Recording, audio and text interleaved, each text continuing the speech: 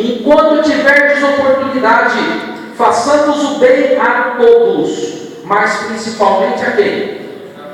Aos da família da fé. Então a família da fé, irmãos, a igreja é uma família. Então por isso que na igreja nós nos chamamos de irmãos e irmãs. Somos irmãos e irmãs através do sangue de Jesus, como diz também em Tiago, capítulo 2, verso 15. Sexta descrição da igreja na Bíblia. Olha o que diz aqui. A igreja é o quê? Coluna da verdade. A igreja, irmãos, ela também tem que preservar a verdade, a palavra de Deus. Igreja não pode ser lugar onde se prega ou se menciona mentira. A verdade tem que ser dita. Olha só, 1 Timóteo capítulo 3, verso 15 mostra isso. Vamos ler aqui. 1 Timóteo capítulo 3, verso 15, por favor. Você está em Gálatas, avança um pouquinho mais aí na sua Bíblia. E vamos para a primeira carta de Paulo a Timóteo, capítulo 3, verso 15.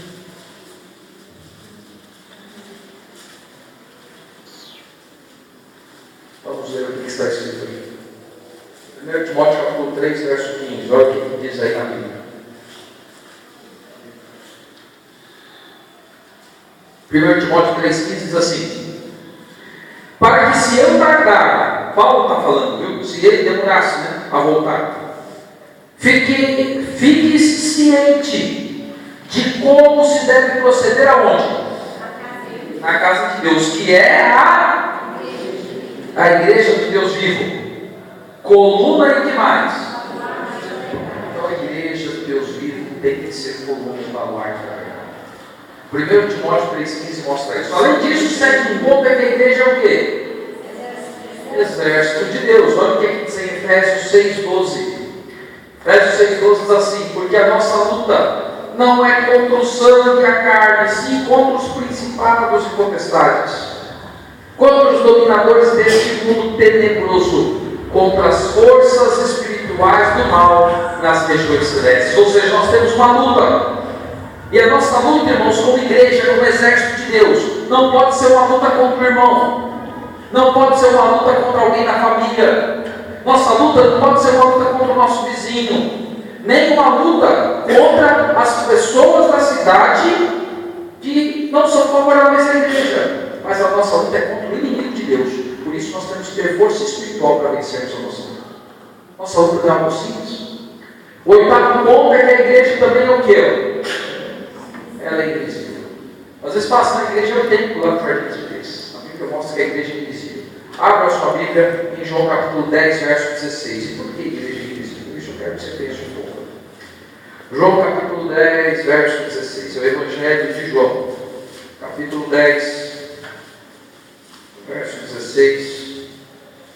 A Bíblia, a palavra de Deus, lá mostra que a igreja é invisível nos seguintes termos. Olha o que diz aqui. Ainda tem o quê? Outras ovelhas, não deste.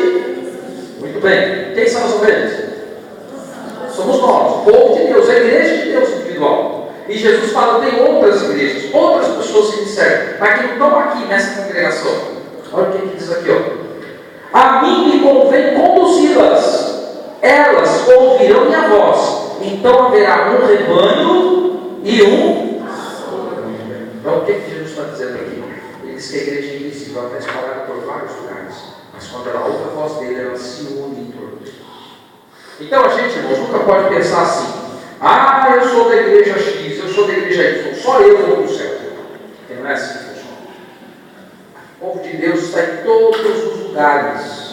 Só que, Jesus é bem claro, o povo de Deus tem que ouvir a voz dele e fazer o quê? Ouvir e sair de você. E se reunir em torno dele. Tem que se reunir em torno dele. Para que haja um só rebanho e um só pastor. E quem é o pastor? O pastor aqui não é pastor humano. Então, irmãos, tem muita gente às vezes que se reúne para ir ver um pastor, para ir ver lá um líder religioso, não importa. Pastor, padre, bispo, ancião, presbítero. Irmãos, nós não temos que nos reunir para ver pessoas. Nós temos que nos reunir em torno de quê? Jesus é o Senhor. Ele é que deve ser adorado, não seres humanos, ou cantores, ou qualquer outra coisa. Tá? Então é a descrição da igreja de Deus. Nela somos todos sacerdotes com um propósito. Olha qual é o propósito do sacerdócio universal de todos os crentes. 1 Pedro 2,9.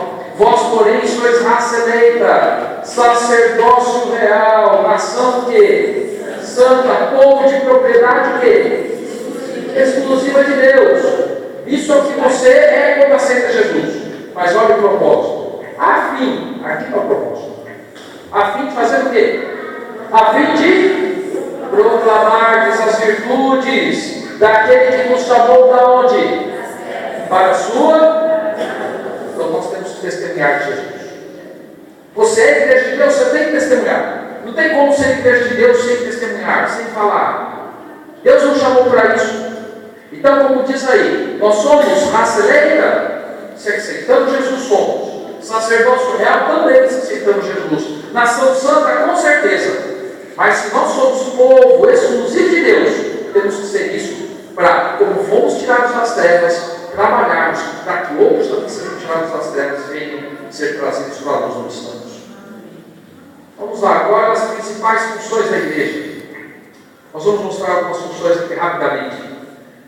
A primeira delas é a adoração e exortação. Nós já vemos ontem em Hebreus 10, 25, que diz que não devemos deixar de congregar. Nós devemos congregar sempre.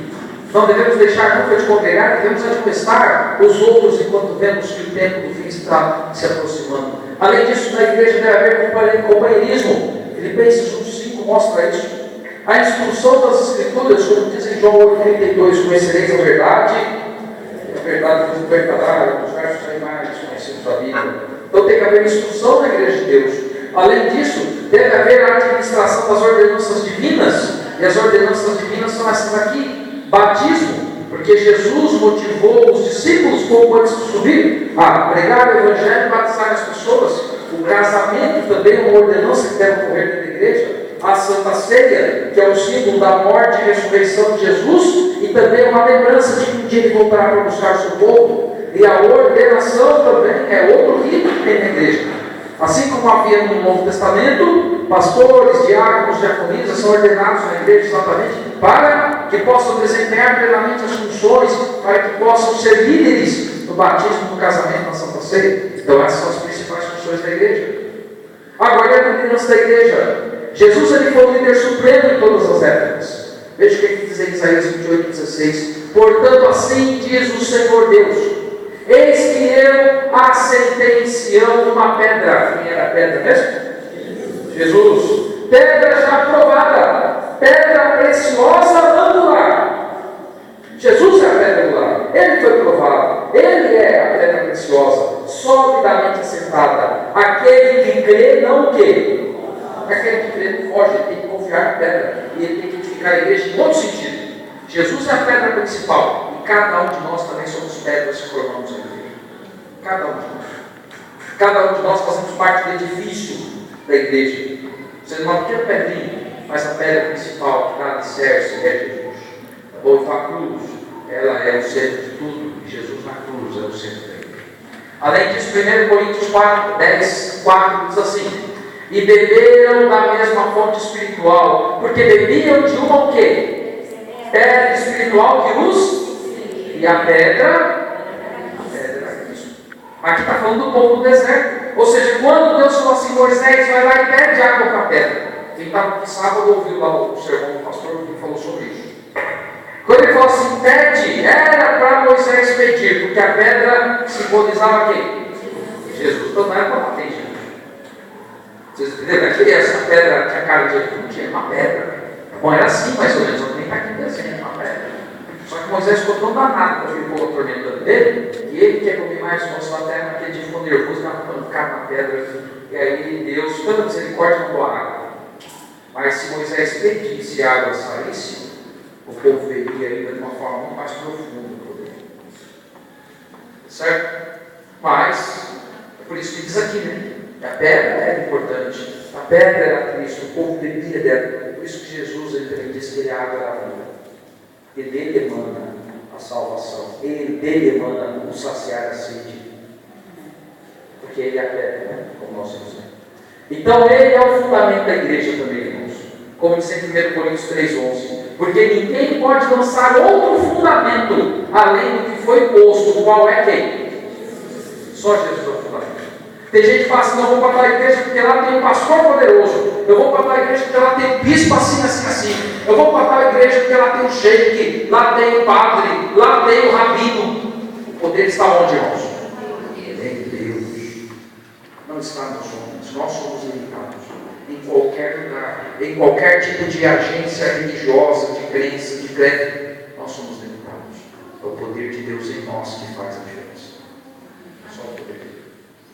Que Ele é o fundamento. E nele, irmãos, é que tudo subsiste, não do ser humano. Ele é o grande líder da igreja. Né? Indo aqui então para a nossa parte final hoje. Então tome hoje uma decisão. Você crê que Deus tem uma igreja? Vamos lá. Quem acredita que Deus tem uma igreja e quer fazer essa igreja crescer a cada dia? Então, você acredita nisso, parte da Bíblia? Quero fazer outra pergunta para você. Você aceita fazer parte da igreja de Deus? Quem aceita? Quer ouvir a voz do pastor e se unir a Jesus? Muito bem. Agora vamos fazer outra questão aqui que está em Hebreus 10, 25. Vamos ver. Aqui diz assim, não de como é o quê? Não tem gente que às vezes fica chateada desde na igreja? Mas aí a pessoa vai lá na igreja, tudo lá, o padre está muito cansativo, não vou na igreja, não vai. O pastor lá está pedindo muito dinheiro, deixa na igreja. O irmãozinho lá pisou no meu carro, daí deixa na igreja também. Tem muita gente que deixa de congregar por causa do ser humano. Mas o que Deus fala para nós? Não deixemos o quê? Mesmo que seja o quê? Alguns deixam fazer o quê? Mas você não deixa. Seja você aquele que fala assim, eu vou congregar e eu vou com Jesus até o fim. Por quê? Não deixemos de congregar como costume de alguns antes, passando admoestações, tanto mais quanto vês que o dia se... E qual é o dia que está se aproximando? O dia da volta de Jesus. Então você vê que os sinais dos tempos têm mostrado isso. Então não deixe de congregar, firme na igreja, porque a igreja de Deus vivo, como nós vemos hoje, é a coluna e baluarte da verdade. Então, irmão, Jesus, Ele é o firme fundamento da igreja. Se você acredita nisso, então aceite a igreja e a Jesus como parte do plano de Deus para a sua vida. Porque Deus quer que você tenha igreja. Tem gente que fala assim, não, mas eu já tenho muito tempo na minha casa, eu não preciso de igreja. Deus quer que você venha à igreja. É só ficar vendo, legal, bom, vai ajudar você, mas você tem que ir à igreja, congregar com os irmãos, porque esse é o plano de Deus. Nosso tema, como eu disse, é o remanescente de sua missão.